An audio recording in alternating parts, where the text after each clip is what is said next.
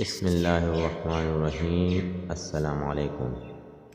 شرم و حیا کے پیکر خواجہ حسن بصری رحمۃ اللہ علیہ نے ایک مرتبہ حضرت عثمان غنی رضی اللہ تعالی عنہ اور ان کی شدت حیا کا ذکر کرتے ہوئے فرمایا، اگر وہ گھر کے اندر بھی ہوتے تو جب تک دروازہ کو اچھی طرح بند نہ کر لیتے اپنے جسم پر پانی بہانے کے لیے کپڑے نہ اتارتے تھے، اور شرم و حیا ہی انہیں کمر سیدھی کرنے سے مانع ہوتی۔